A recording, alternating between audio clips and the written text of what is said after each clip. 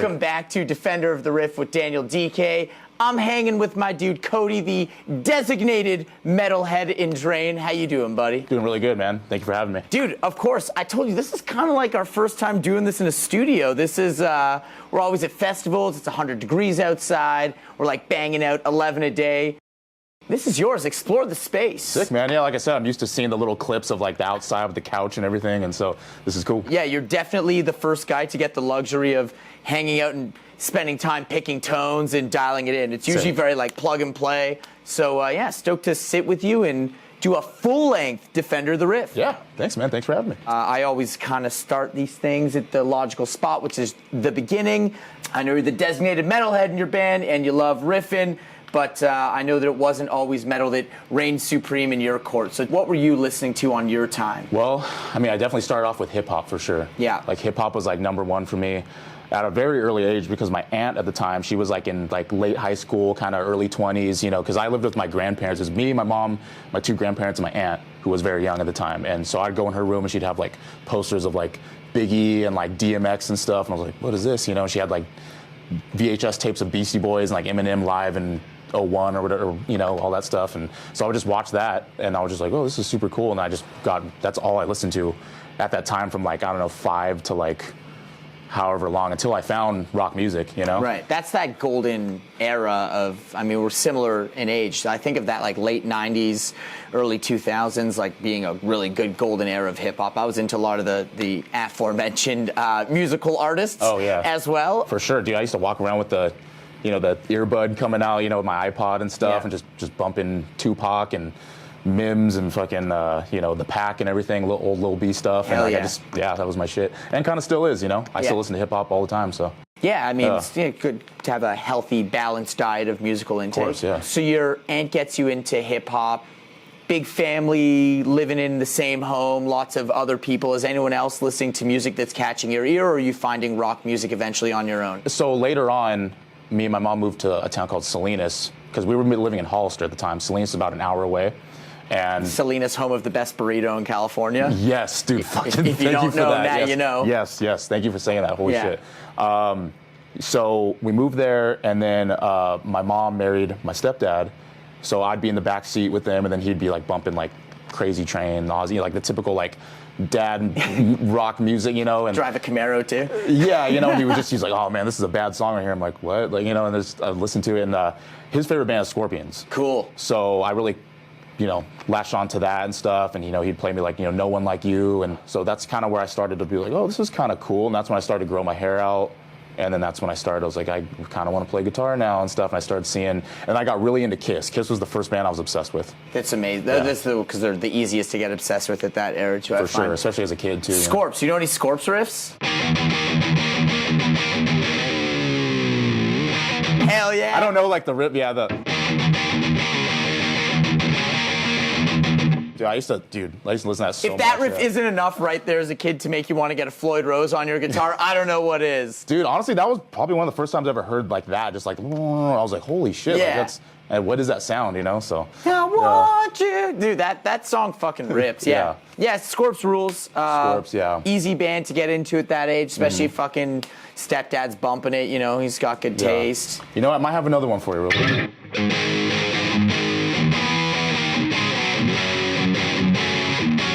I think I played it kind of wrong. It's all the hits. It's all the hits. Love it. Does he get you into Kiss as well? No, actually, it's funny. So I found Kiss on my own. Nice. I don't remember how I found it, but I remember I saw the I Was Made for Loving You video. It must have been on like VH1 or something, because we had like Comcast digital cable, so it was like we were able to watch like pre-recorded videos or whatever. And I was like, oh, this is cool, you know? And then he was just like, oh man, I used to beat up kids that listened to Kiss when I was in school. He's like, why are you listening to that? He's like, listen to Scorpions, listen to Led Zeppelin, you know? And I was like, I mean, I like that too, but I also really, really like Kiss, and then so. He's not wrong if it's like, I Was Made for Loving You Kiss is like pretty soft as well compared to I think Dynasty Kiss is like still a sick album, but it's like a lot softer than 70s Kiss. A lot of guys grew out of it by that age. Like I know with my dad said that by the time like Dynasty came out, he was like literally beating up kids who listen to Kiss at that point. Like it's like I was in a Kiss. I was in the Kiss early Kiss, the first 3 records, the live, and that.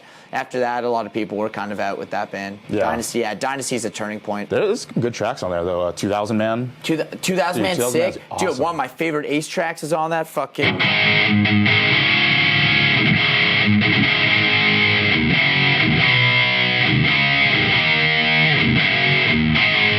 What's that one? Save Your Love? Is that Ace?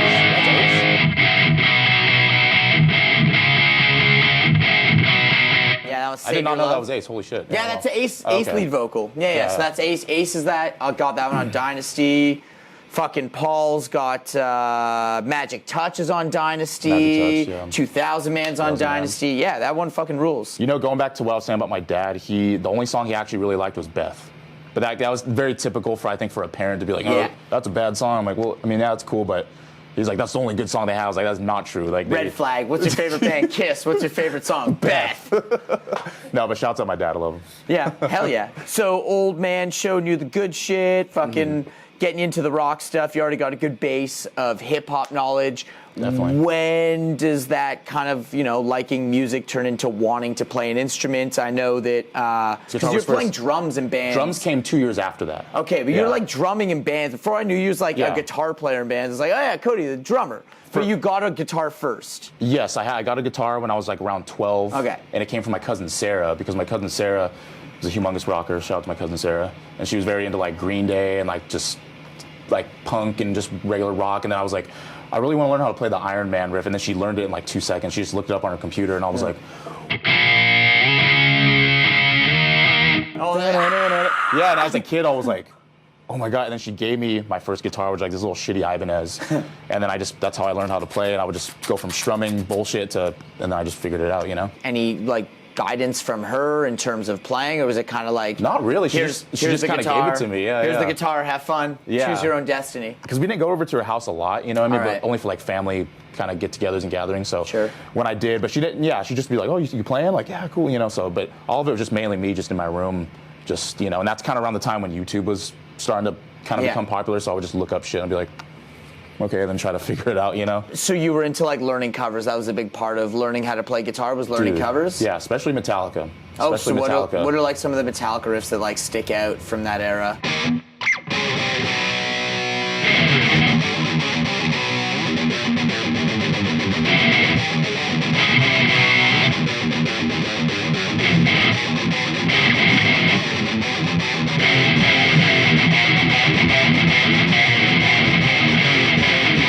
Do you know the lead? I only know the.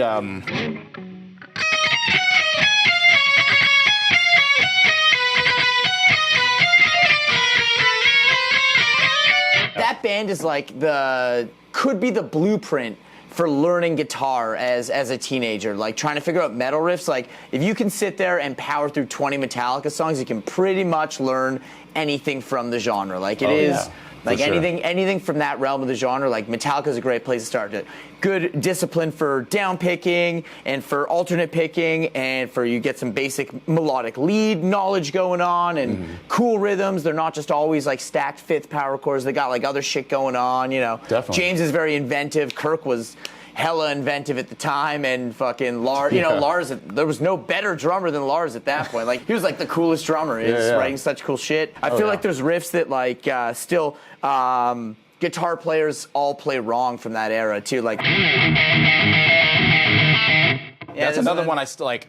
Yeah, I feel like I've learned it like a few different ways. Yeah, there's over at the least years and 5 stuff ways like to play that. that. Yeah. I think that maybe even for them too at this point, it's like, hey, what did we actually play on that record? Yeah, what's And Justice for All?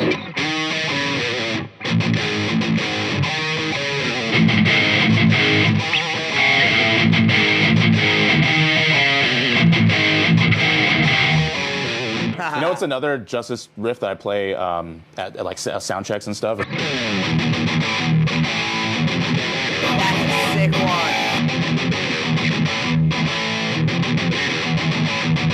Shit like that. It's funny because I often say of the original 4, that is, I think I always say it's my least favorite. But yet you start playing all those riffs, I'm like, fuck, this record rules. Dude, there's some pretty hard riffs on that album, man. Yeah. You're learning all the Metallica riffs.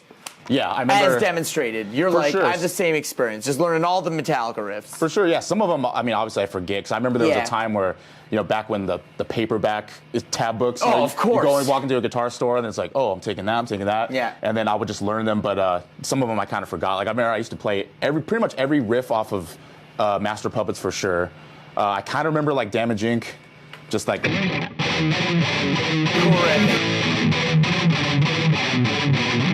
Cool riff. I used to know how to play the whole thing and stuff, but you get older and then you forget. Those tab books were always wrong was my favorite part. Was like, Sometimes, like they're like in physical print in a store, and you would open it up and you're learning. You're like, this doesn't sound right, and then you grow up and there's more avenues to start learning songs and watching sure. live videos and stuff, and you're like, wow, that literally is a published book that is completely wrong. Yeah. So don't believe everything you read in books, never. kids. What's the next logical step for you? Are you like sitting in the bedroom alone? Are you trying to start bands? What are you doing with guitar? I knew I wanted to be in a band, like ever since like I saw that first Kiss video. That's what I was like, okay, this is what I want to do with my life. But I was a very shy kid, so I didn't really have that many friends. Especially the friends I had didn't really like play music like that. Mm-hmm. Like a couple of them did, but like they didn't really like have the chops to, I guess, start a band, Sure. or didn't want to. So I was like, damn, like I don't know how I'm gonna meet people. I'm also a shy kid. I was gonna stay in my room all day and just play guitar. So, so I had this dream, but just didn't know how to like go about it, I guess. And so all I did was just play guitar, and just for summers I would just sit in my room and just play. And then I also started playing drums. I had an electric kit, and I started doing that. And so it was just music all the time. Good way to get good. Yeah. So what made you get the drum kit? You said that came 2 years after guitar. Couple years after. So you still hadn't started a band. You were still just jamming alone with guitar, and you're like, I'm also going to get a drum kit. Maybe that was your way of starting a band on your own. Like, yeah, I was kind of. I don't really know what was going through my head at the time. I just knew that like I knew guitar was sick, and I was already playing. And then I think honestly, I think it was Motorhead. It was Overkill. The world's yeah. And I was like, that's pretty cool. The 3 false endings and all that. Yeah, it's a pretty cool drum part. And also the influence of my dad too, because he was kind of like a drummer, like not really, like kind of just more like in band, like at school. He just played around with like snare drum and stuff. So he was like, I think you should pick up drums, and then we did that, and he would play with me sometimes, and so that's pretty cool. Yeah. So you were too shy to meet a drummer, so you just became a drummer. Yeah, I guess so. Apparently. Yeah, you had this like that, like manifesting in your head, maybe. And I did have some friends that did play guitar and stuff that were like metalheads and hardcore kids and stuff, and we would just we were all kind of just shy little preteens that were just like we don't really know what to do, so. We'd mostly just play video games and stuff, to be honest. But you were like always in the back of your head wanting to get that band going, though. Yes. I know you told me you've been jamming with some homies. Tell me about your high school bands, the kind of cutting your teeth playing in the basement bands. So with this kind of same friend group I was talking about is a dude named Sean, a dude named Kevin, a dude named David. We had this band called Immoral Demise. Okay. And we never played a show, we never did anything, but we just kind of like metalcore vibes kind of thing. Kind of started out as that because Sean was like kind of getting into that stuff. Kind of like everyone's first band at that age. It was kind of metalcore, but then I was at the time I was very much into like I was going through my new wave of British heavy metal phase, so I was doing like all that stuff. So I wanted to be kind of like some like melodic kind of like old school metal, and then we recorded a song, and it was on MySpace, so there's no way of getting it. I don't know where it's at, but I would love to find it one of these days. But we did that, and then so that was high school, and then when I was about just out of high school, like 17 going on 18, that's when I joined Gardens, because I went to community college in my town, met our vocalist, and he was like, oh, you play drums? You should play for my band. And then that's how Gardens happened. Yeah, you're playing drums in Gardens. Did you want it, like, were you happier playing drums versus guitar in a band? Like, now you're finally like jamming in a band that's doing some shit. Other band didn't play shows.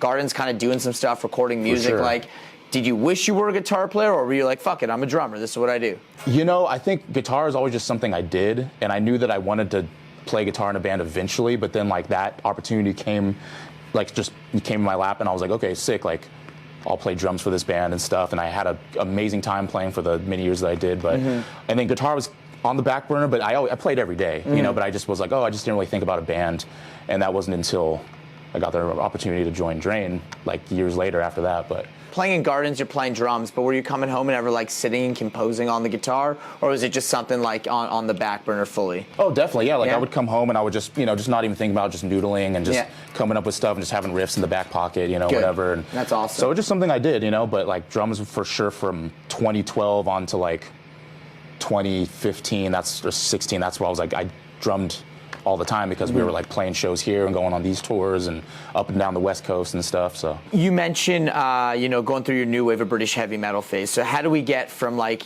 dipping your toes in the metal stuff to like being a full on like look at the fucking shirt? How does this happen? I don't know where. I think it might have started with Iron Maiden because as a kid, the whole thing where it's like, oh, Iron Maiden or Judas Priest. As a kid, it was for sure Iron Maiden for me. I was like, cool. But I feel like now as an adult, I think I might lean a little more towards Judas Priest now.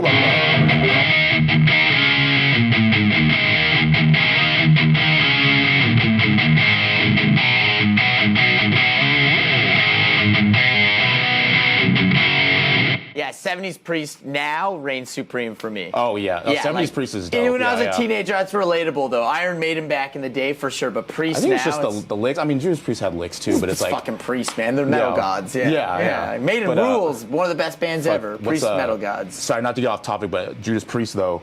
Electric Eye.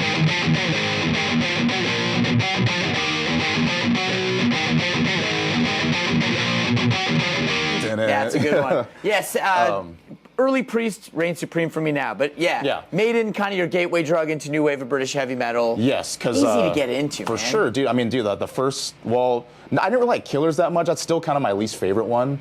But the very first Iron Maiden album, like that was like for me, like that was, dude, like Running Free and Iron Maiden, the How's that song go? Do you know how to play Iron Maiden? Free? No, Iron Maiden? I used to, yeah.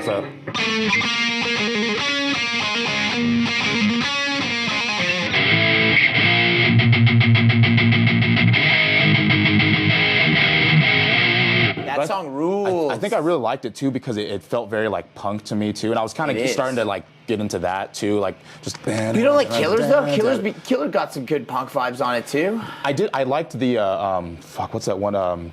Sick.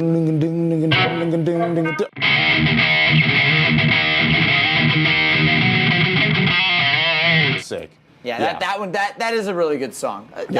Both those albums, I love the Diano stuff is amazing.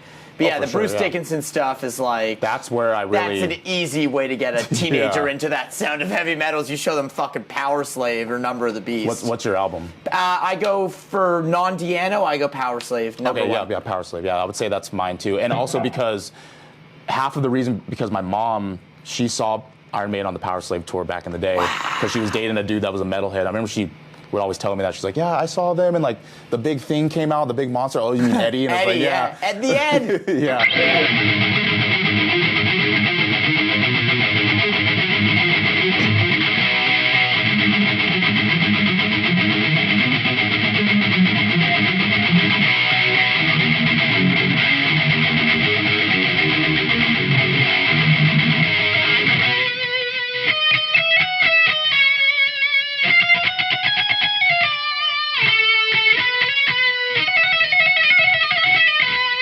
Let's see this one.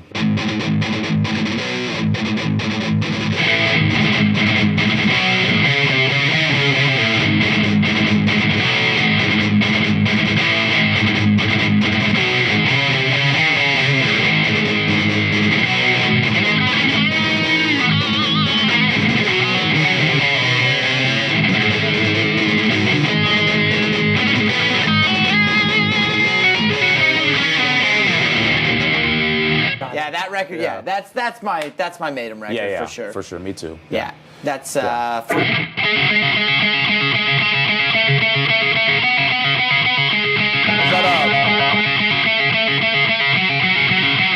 of them. Was that Rhyme of the Ancient Mariner? No, that's because I also haven't listened to this album. Flash of the Blade. Flash of the Blade. Here we go. The feel of the steel. I haven't bumped that album in like years, that one rules. Like really years. Yeah. Take you away.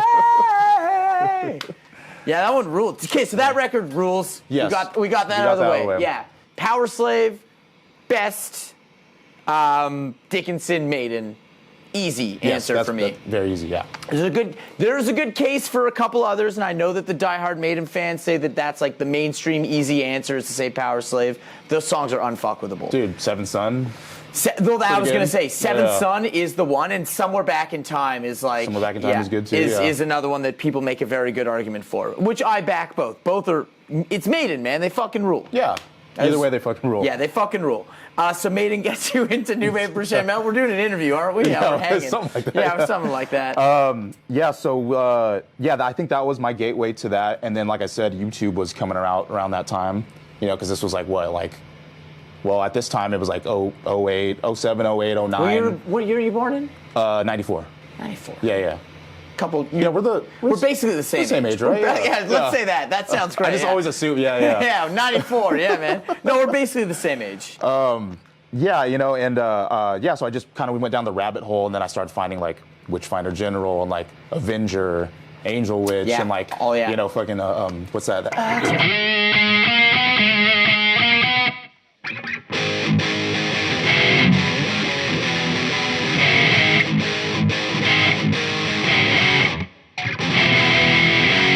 Do this shit all day. Oh, literally. for sure, yeah. And what's that? I think it's a Jag Panzer. No, is that Jag Panzer? Jaguar's another good one. Jaguar's good band. What's the Axe Crazy? Jag Panzer, classic American traditional heavy metal, power metal. Yeah, that's Jag Panzer. Yeah. That's that Axe Crazy, right? Okay. Yeah, they fucking rule. Yeah. They still play and stuff too. So shit like that, I was very heavily into that specifically, but also thrash at the same time too, and pretty much all that really, For me, at least, it was at that point which I started getting into more like the grittier side of American thrash metal and European thrash metal, specifically the Destructions, Creators, and Sodoms from Europe. And more of from America. I was getting a lot more into bands like, I thought like Exodus was way cooler than Metallica at that point in my life. I thought like the more notes and the more heavy and the more furious it could get, that was like, like for me it was kind of over when you hear Bonded by Blood. You're just like, all right, well that's kind of what thrash metal is. You know, like it makes Kill 'Em All seem like a punk record almost. For sure, dude. I remember as a kid, there's the song Metal Command, which is track 5 on Bonded by Blood. He says that he's like, we come from town to town and leave a trail of death. And he's like, and if you don't surrender, you'll pay the final. Like he kind of dropped his voice. I remember as a kid, I was Bailoff, man. That is fucking crazy. Like that is the heaviest thing I've ever heard.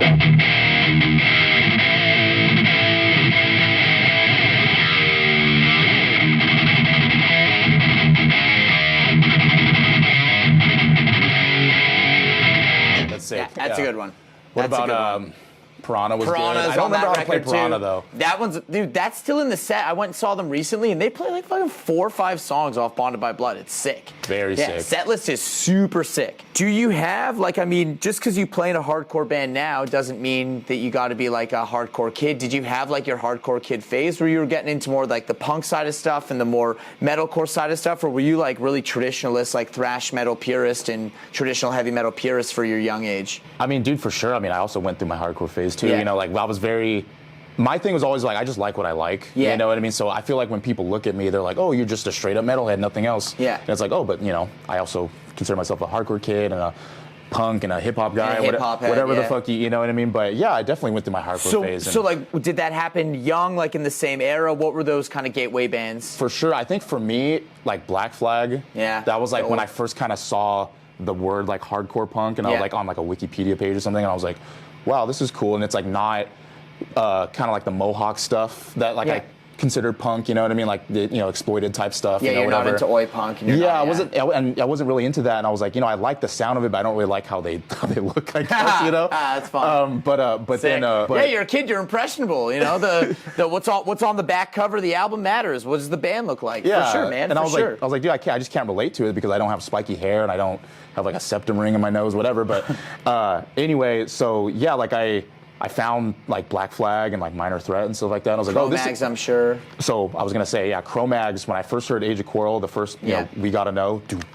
bang. I saw the video for that, and I was like, this is fucking dope because it was just a little bit heavier. It was a lot heavier actually than Black Flag, and I was like, this is dope. And that's when I figured out, oh, this is like hardcore music, And then that's when started finding other things like that. And then Gorilla Biscuits, I was really into the first Gorilla Biscuits, the one with the gorilla on it, and stuff. I still got that same CD somewhere. That's sick. Yeah, so that's kind of how I started finding that. So I started with like 80s hardcore. Yeah. And then that's when I started to find the shit like Hatebreed. Yeah. And I was like, oh, there's modern stuff. And then my local scene, you know, there was bands like deathcore bands and hardcore bands coming out and stuff, like in Salinas, where I grew up. So that's kind of how that all came to be, you know? Yeah, I find that coming from metal, there was no like, none of my influences were punk or hardcore in the beginning. So coming from a straight metal background, it was very fucking easy to get an Age of Quarrel. Like that's like the easiest, that and like Leeway was a really easy crossover for me. Like anything that still had that like metallic, guitar-driven edge to it was like really easy. So when you said the modern stuff, you nailed it too. Like Hatebreed and even Madball and stuff like stuff like that was real easy. Really easy for me to get into that stuff because it was very relatable as a metalhead versus the stuff I'd hear that was more rooted in punk and perhaps what you're calling more like Mohawk punk, like stuff that was more rooted in that, but still in the hardcore or metalcore scenes and stuff is like, that wasn't for me. It was more like, I wanted guys who listened to like fucking riffs when they were growing up. Exactly, you know? yeah. Like not the chaos stuff. It was like, I know, man, I need some chunky ass riff. I need some certain guitar tone too. It's guitar tones as well, dude. man. Yes. That is a humongous thing. Even still now, obviously, I'm like, I gotta hear the good tone and the good riffs, you know? Yeah. The crown jewel of the metallic, hardcore, like more modern band for me was like No Warning. I love Ill Blood, man. Yeah. Classic.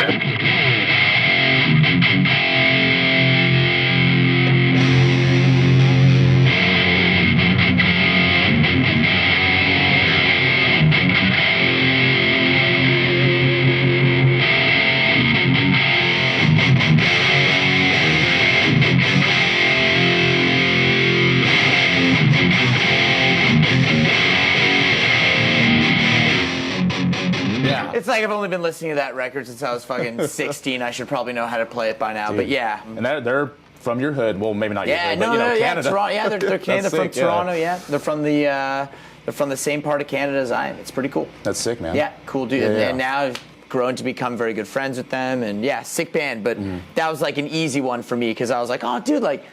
Fucking metal riffs, like these are metal riffs with just like kind of singing I'm not that familiar with, and not really like a double bass thing going on, like more like a punk, and that was like kind of got D-beat drums is kind of how I got into that stuff as well. Like I found things about hardcore and punk drums that I really liked because they reminded me of metal. So like D-beat drumming, I adore D-beat drumming. If you get like a band that plays crusty metal riffs and D-beat drums, like that is, for me, like that is pretty much where it's at these days. I love that kind of shit for listening to new bands. Yeah, I got I don't know if, do you like Down to Nothing? Yeah, that shit rules. Yeah, there's like that one song, that straight edge song, Smash It.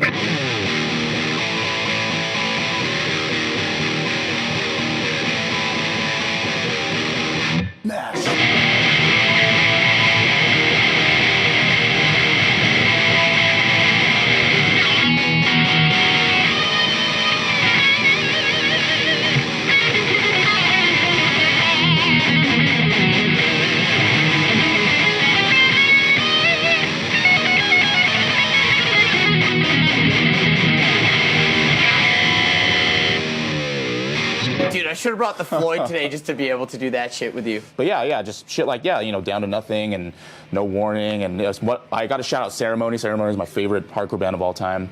Very legendary. Yes. So you got a well-balanced diet, well-rounded diet of musical intake, starting from a very young age. And now where are we at? We're like kind of like mid to end of high school kind of situation now. Yeah, like a little like after too, like 18, 19, 20, like that type. Yeah. What about morning coffee? When does that happen in your life? Morning coffee was a very small stint. Like that band probably went on for couple years maybe, and I played bass in that, and that was very it was very influenced by Trash Talk. Okay, cool. Early Trash Talk, so it was just a lot of I think we played in like Drop C or something, so it was pretty much just Trash Talk, really. Just just like all those bass lines and stuff. And let me rephrase that. We were Trash Talk. Basically, yeah, we were all humongous Trash Talk fans and still are. But that was basically.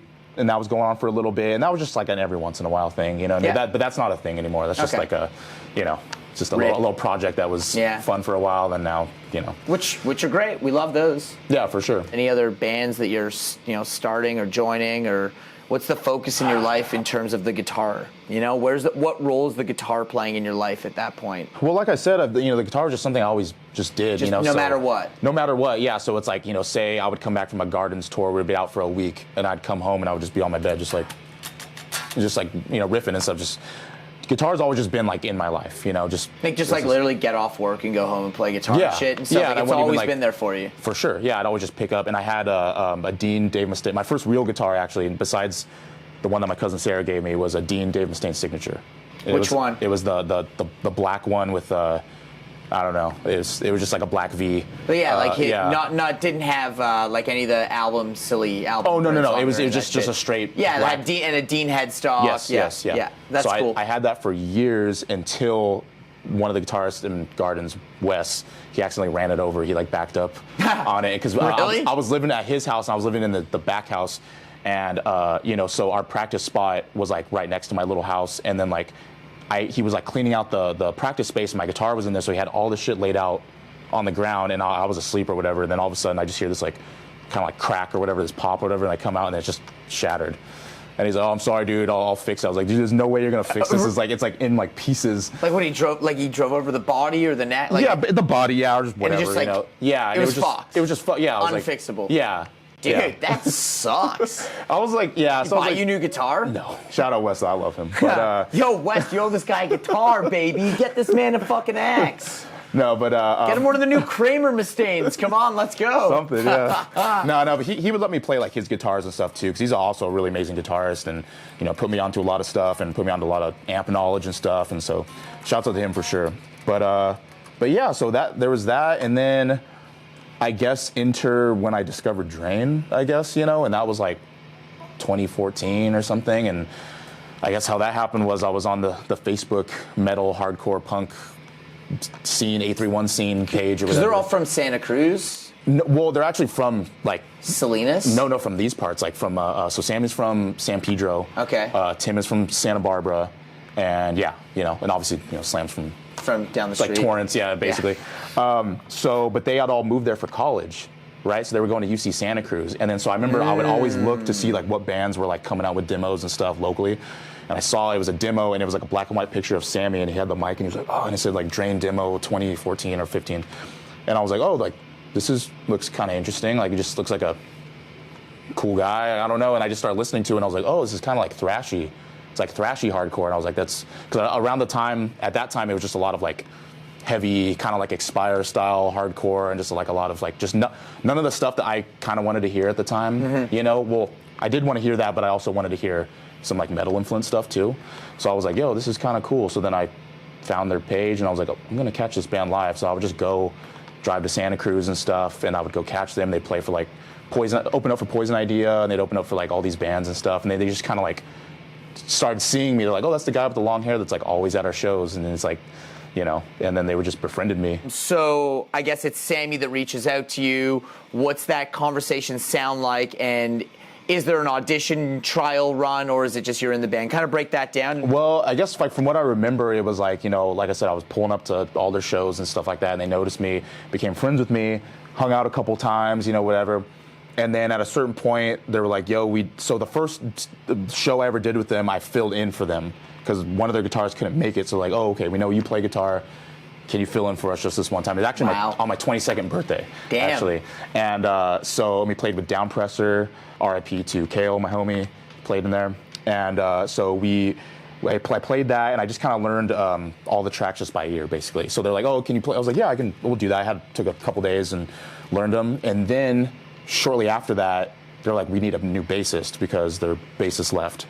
And I was like, oh, I'm just down to play whatever in the band. I prefer guitar, but if you guys need a bassist, let's do it. So I played bass for 5 months or 6 months or whatever. I hadn't even realized that. And then, yeah, it was very, very short, very short. And we did a few weekend runs or something of me playing bass. And then eventually their other guitarist left, and they're like, well, we'd rather you play guitar, so just bump up a guitar and we'll find a bassist somewhere else. And I was like, oh, hey, cool. So then it all worked out. So you're on that shit right from the start.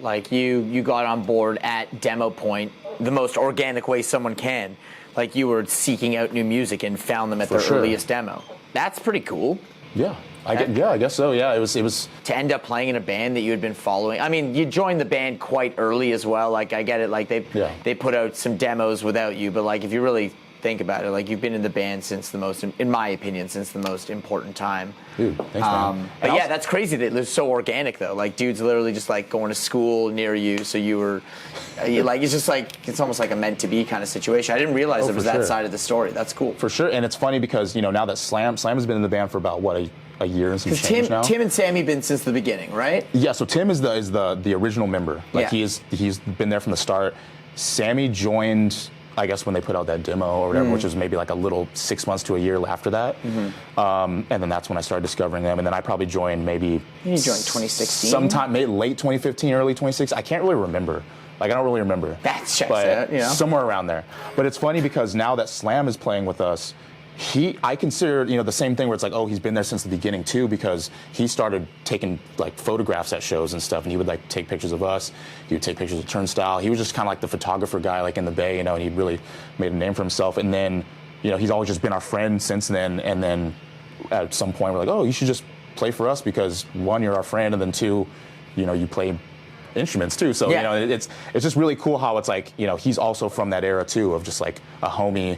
And so I consider Slam to be a part of like the whole journey as well too, you know? That's super cool that it's, you know, even though there's like 3 different lineups or whatever changes that it went through, that like all of you guys have been in and around the same scene and organically known each other. That's really the way it should be. It's how, like, you know, most bands end up that way because that's the way it should be. It's often like, you know, besides having an open casting call and finding some random dude you've never met, like, you usually pick people you know. Ad or something. I mean, and trust me, there are success stories that way, and, you know, putting an ad in the Village Voice or whatever, you know, like that happens, but, you know, it is often, it's like, oh, who's your new bass player? And someone's like, oh yeah, he was the tour manager for this thing we did like 15 years ago. Like, everyone just knows each other from everywhere. So it's good. It's keeping it in the family, I believe they call it, you know? It's a good way to do it.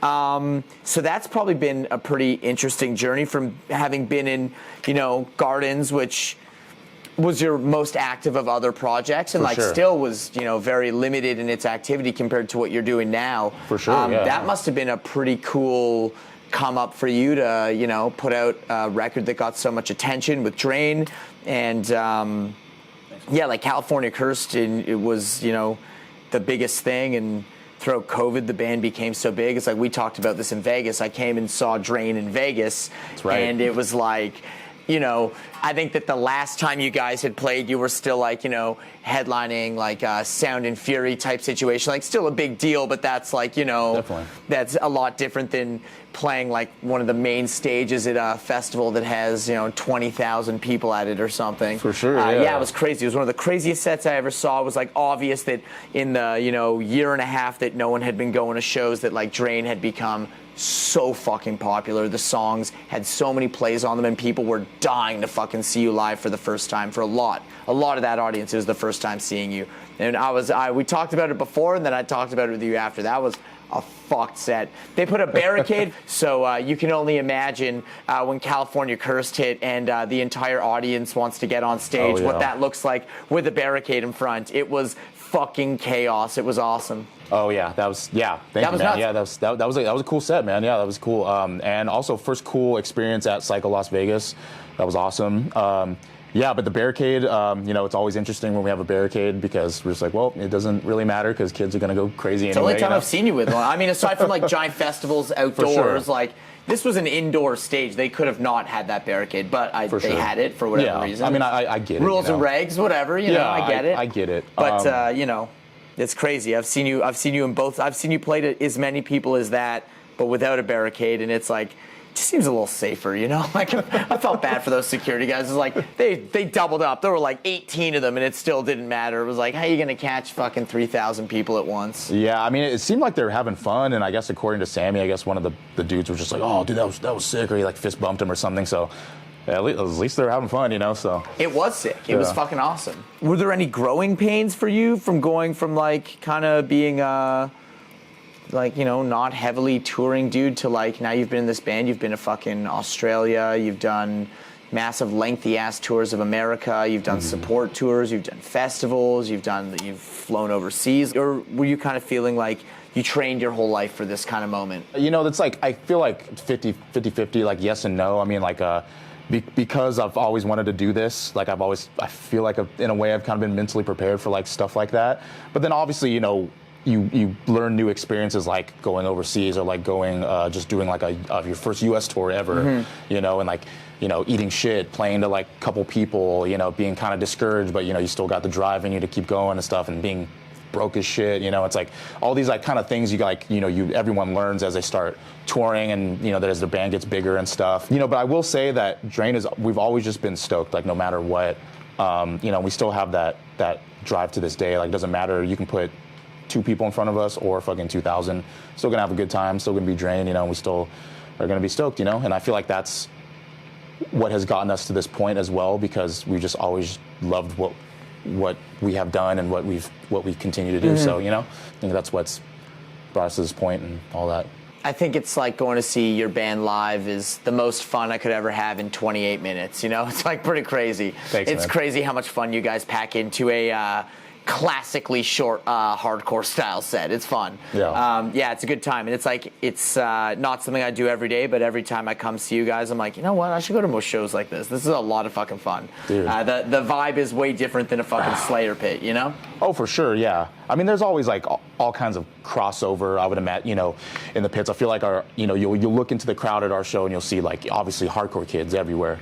You'll see metal kids, you'll see punk kids, you'll see like even just random hip hop related kids and stuff like that are stoked on like the Shake Well song that we do, you know, or whatever, or they've seen us play with like City Morgue, like, oh, you know, I remember you because I saw you playing with City Morgue, and now I've never heard a band at all, which is crazy to me, you know, because like there's some kids who have never heard like a rock band, and then they hear us and like, oh shit, you know. So yeah, I love like the you know, we got the smorgasbord of different people out there and stuff. It's really dope to see. Like, we don't just have one genre of fans, like it's all over the place, I guess. Well, and you don't just have one genre of musical output either. I mean, your stuff is all over the place. I mean, I can't believe we've gone this entire however long we've been talking, and like I'm staring at a Pantera tattoo this whole time, and like yeah. we haven't really talked about that influence at all. Like, you know, when I listen to your riffing and your lead playing, like I'm listening to very Pantera influence. For sure. The rhythmic playing, the staccato type rhythmic shit is very Dime, and your leads are very Dime. The Floyds, you know, the band is kind of, you know, all over the place in its influence, and that shows. And it also shows with who you guys tour with. I know you just did like Neck Deep, which is a crazy bill, pop right? punk band, yeah. You know, pop punk, fucking massive crowds. How did that go over, man? That was really dope. Yeah, I think it went over pretty well. I mean, I will say, you know, like most support tours, when you're kind of doing a different genre, there will be like a couple people that are kind of just like, I don't know about this, you know. But I think for the most part, kids were very receptive of us, you know what I mean? And maybe if they weren't initially, then by the end of the set, they're like, that was actually really cool, you know? And we had some of our fans come out, and then we won over like a lot of their fans too. And obviously, and then shouts out Neck Deep, I love them. Like, they're such great people, and like very just dope people to tour with and to know all that. That's crazy. I couldn't believe the size of the venues you were playing. Like, it was crazy. Dude, that drum riser thing looked so fucking cool.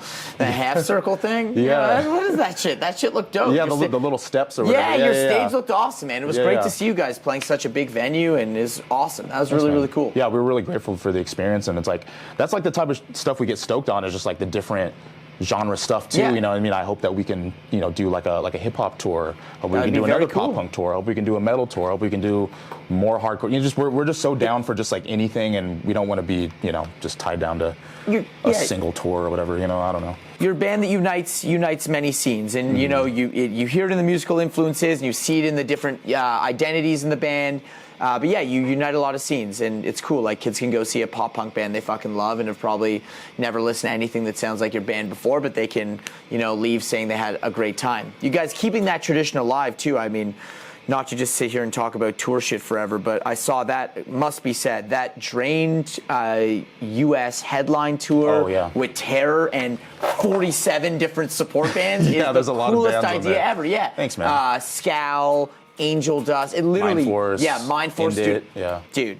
So yeah, that another example of how you can take all different bands from the genre that sound different or from different micro genres and different scenes from within the overall heavy genre, and you can stick a tour together and it just works because, you're a versatile band that way. I think that's really cool that you're... Thanks, man. That's not everyone does a tour like that. It's one thing to have like regional supports, but like, bro, there's like literally 17 different support bands on that flyer. It's awesome. It's cool. Thanks, man. Yeah, it's a really cool thing, and we're all very stoked. We just can't wait for the summertime to get here. That's a great project. Yeah. Whose idea was that? That's really smart. I think it's Sammy and our manager. They just, we kind of crafted that and brought the idea to us, and we're like, dude, that's really cool. Just one big old party everywhere, I guess. Yeah, that's fucking awesome. You're a Jackson guy now. I know you to be a Jackson. I got a beautiful fucking guitar you brought today. Thank you, man. How do we go from Sarah's shitty Ibanez to Mustaine, Dean V to eventually... I've never seen you play anything but this shape, this type of Jackson. Tell me about when this happens, the development of you as a Jackson dude. Well, I guess I could start off with when I was a kid and I would watch music videos and I would see, especially a lot of the 80s metal stuff, I'd watch a lot of the dudes are playing Jacksons and stuff. Yeah. So I always kind of knew that. I was like, those are the guitars. Like, those are sick.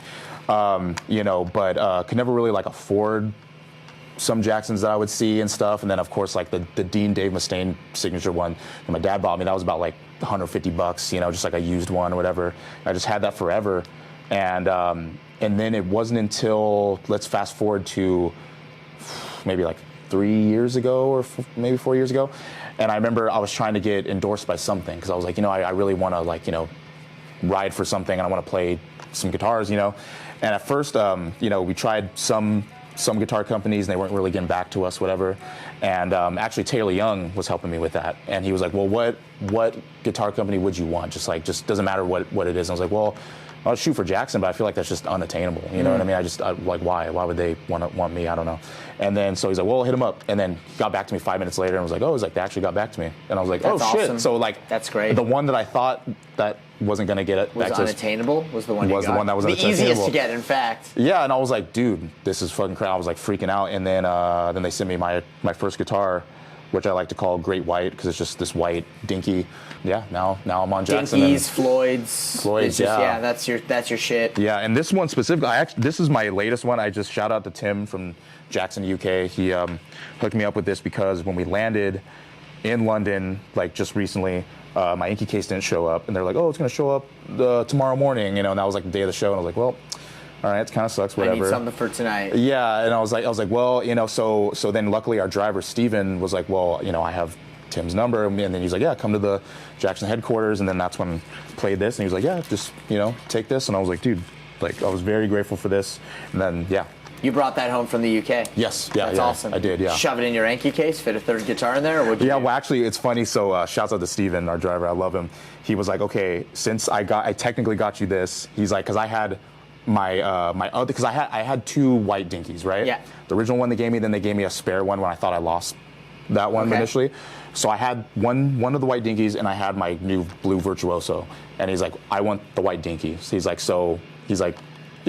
trade me that, give me the white dinky, and then you can fit this in your Inky case and go home. And I was like, that's a good trade. That's reasonable. Super reasonable. Yeah, so like I said, shout out to Steven. I love him. And now he's got my dinky, and now I got to take this one home. So that's awesome. Yeah. And always Floyd's, no hardtail guitars anymore. You're always a Floyd man. Yeah, well, when I was a kid, I definitely was not a Floyd man at all. I was very fixed bridge. Yeah. And I think part of it was just lazy, and I was like, oh, I don't know how to restring that. I don't know how to set those up or whatever.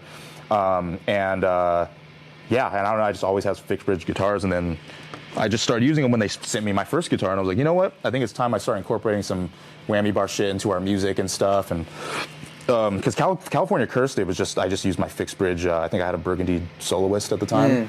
And and all the effects and stuff, I just did that off of pedals and stuff. So so now I am a Floyd guy now. Love that. Yeah. Speaking of pedals and such, what are we looking at here? We got pretty basic, but all the essentials pedal board I see in front of you. Is this what you use live? Is this your live rig? This is my live rig, man, all for right, sure. take me through it. So we got the NS2 Boss Noise Suppressor, which is goated. Essential goated best pedal of all time. Yeah. I refuse to play a show without that, basically. Dude, it's never done me wrong, Yeah. So I got that. And then I have the G7 equalizer, which is dope. It's I was watching a video. It was back when I had my Randall. I had a Randall RG100. I don't know if you remember when I had that. Yeah, of course, yeah. And I was looking up a just video on like a dude just using different pedals like with the amp, and he used that. And I was like, oh, that sounds pretty cool. So then that's when I got that, and I put it in the slight V shape, just like the dude in the video. And I was like, okay, this sounds pretty dope for me. You can use that in the effects loop too as a volume boost, essentially. As a volume boost. Yeah, okay. You can hit the EQ pedal and you put it through the effects loop, and it could like crazy boost your solos. I've seen people use the G7 for that as well. Dope. Yeah, and obviously another goated thing, the Tube Screamer. TS, baby. Yeah, the Mini right there, Yeah. and so that also has never done me wrong. And then like for like little leads and stuff, like in between when like live when Sammy's like talking to the crowd and stuff, and like he'll say something like shout out to this band, like you know, do a little lead, click that on, little digital delay. What do you have it set to? Like a crate? Like let me hit that delay. Let me see where it's at. Let's see.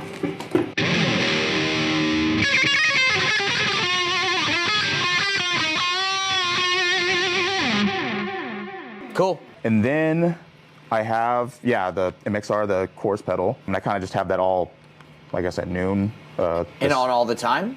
Pretty much on all the time, It's cool, yeah, man. It's a great way to color your tone. I think it's kind of like a Zakk Wylde-esque kind of thing, you know what I mean? Just chorus. And then I have my wireless, my Shure, I think that's the GLXD 16, or I forget what number it is. They're great, whatever it is, the GLXD whatever it is, 17, yeah. yeah, whatever they are, they're great. Yeah, and it was funny because, I mean, I'll say this never done me wrong, but it might have done me wrong a couple times because what I didn't know, I thought that you just, you plug it in and then just like it acclimates to whatever room you're in or whatever country you're in. But I noticed there was a couple times in Australia when I'd be playing and it would drop out and I'm like, what the fuck? And then I learned that you have to scan it. Yeah, you should scan for stronger. I'm an idiot. Yeah, like it defaults, it pairs to the strongest signal when you scan it.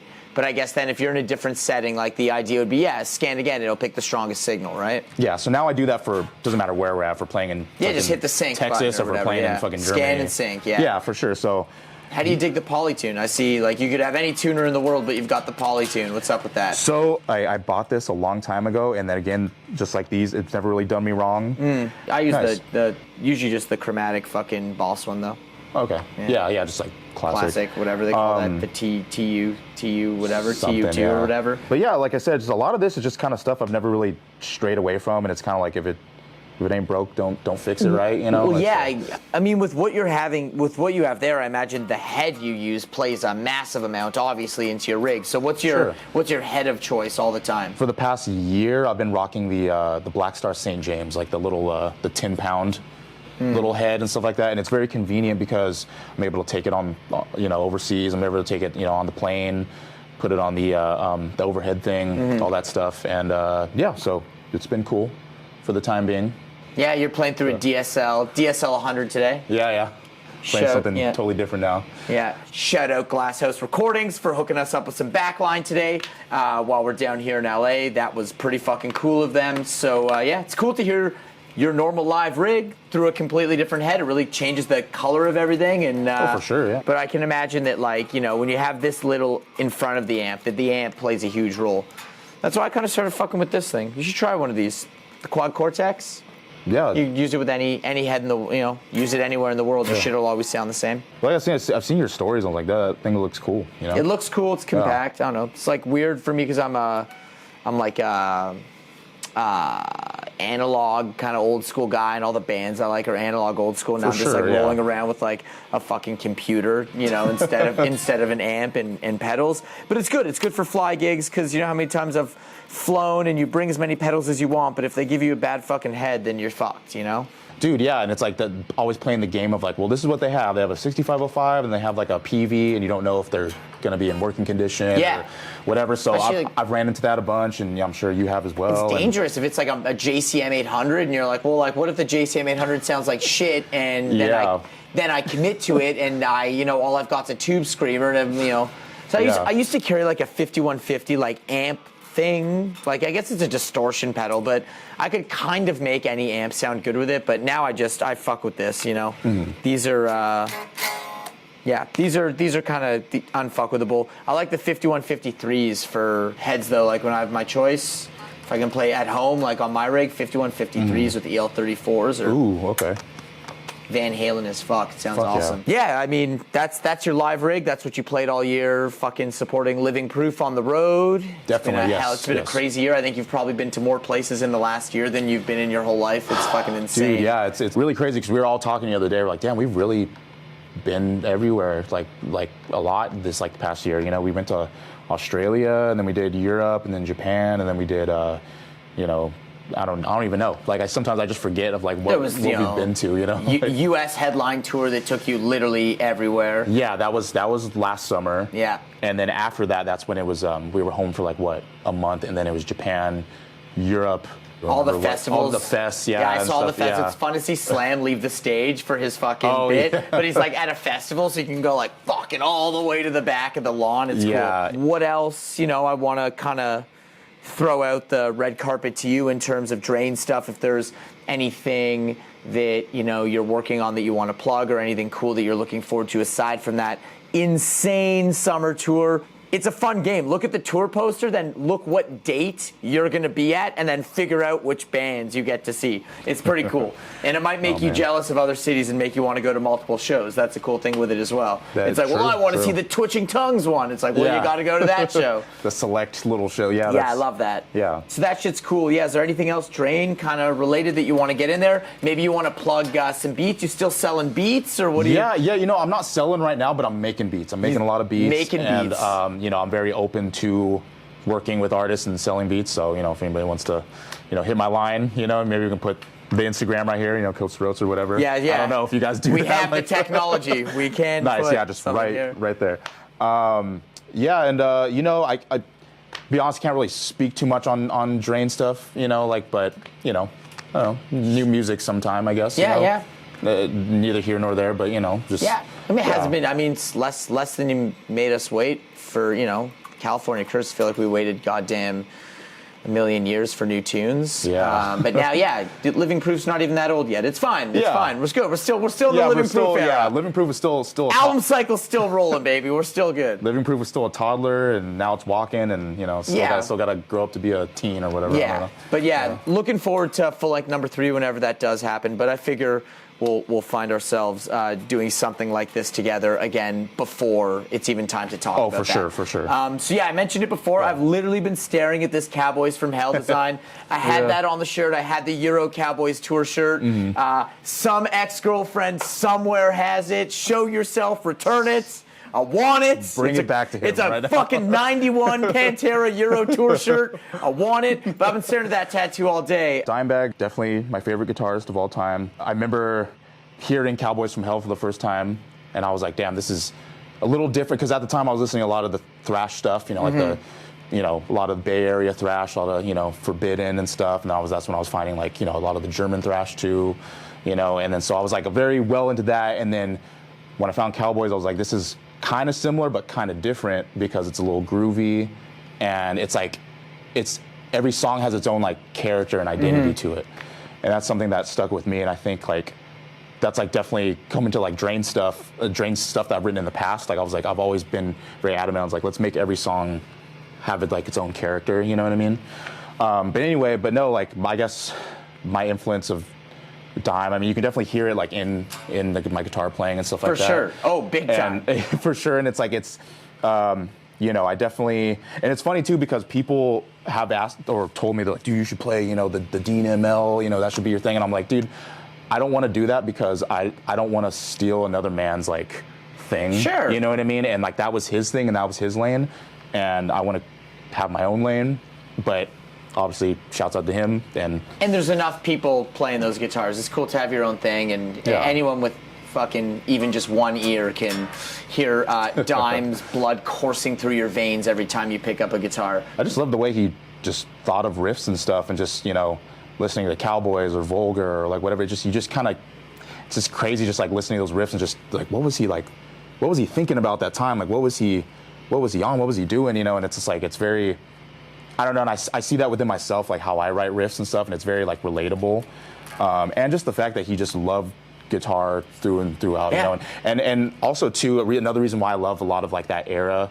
like the Cowboys era, like watching like the you know the home videos from that time and stuff, and seeing him like backstage, like it was just very like human to me. I think as a kid, because it was just like he would just be out there like just drinking with fans and stuff and just hanging out. He just seemed like a regular ass dude. When at the time, I think when I was first getting into metal and rock or whatever, and I would see these like artists, and I'm just like, oh, like they seem very far removed, you know what I mean? But he just seemed like the dude down the street, you know, like or like a cool cousin or whatever. So.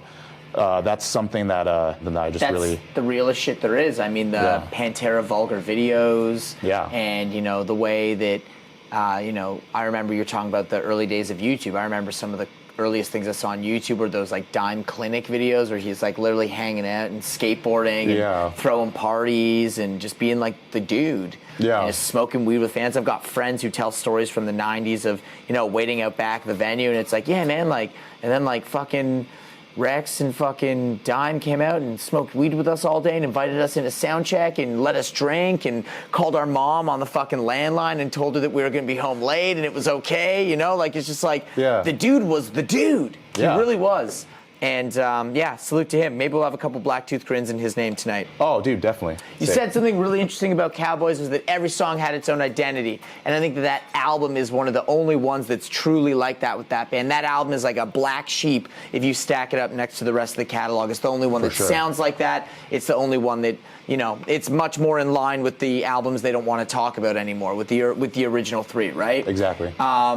So it's got a lot of that going on, and just when you think you've heard it all, fucking Shattered comes on, and it's like, oh, and by the way, our lead singer can also sing like fucking Halford.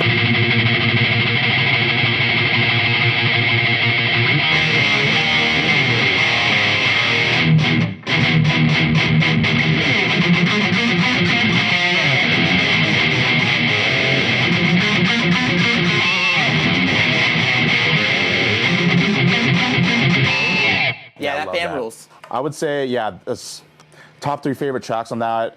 Shattered is up there. Medicine Man is great. I wish I could play it, but that's also a track that's dropped, you know. Yeah. So like, but it's like that's a great track. Message in Blood on that one? Message in Blood is on there. Artist Shredding's amazing. Artist Shredding, Heresy.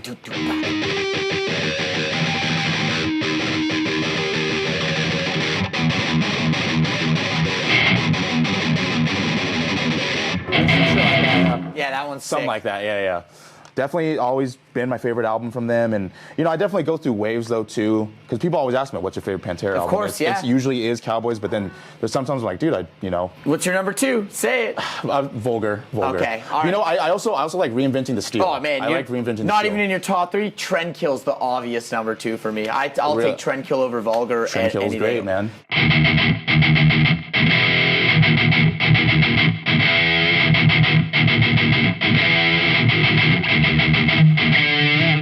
Love that one. Sick.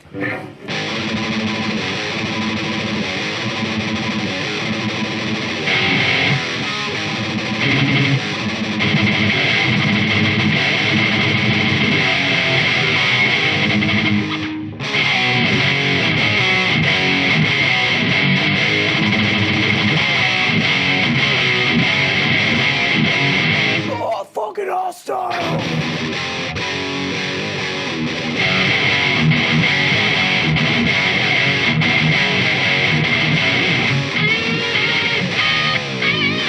Yeah, sick. Could talk about Pantera all day. Could talk about guitars with you all day. Yes. Could talk about all the shit with you all day, which at the end of the allotted time, if there's still this much to talk about, all that means is that you got to come back and do it again. Dude, I'm very We bring down, different guitars. We got more shit to talk about. We'll talk about all the bands we didn't talk about today. There's a million riffs to be played. There's a million things to talk about. A true defender of the riff. A lifelong defender of the riff. Yes. My dude, Cody, a bona fide defender of the riff. Dude. Appreciate you, man. Thanks for Thank hanging you, out, man. brother. Thanks for bringing Dude, this me on, was man. fun as fuck. This was very fun. This was a great idea. Should we like Pantera riff it a bit to the outro? I'm down. Yeah, we can definitely do that for sure.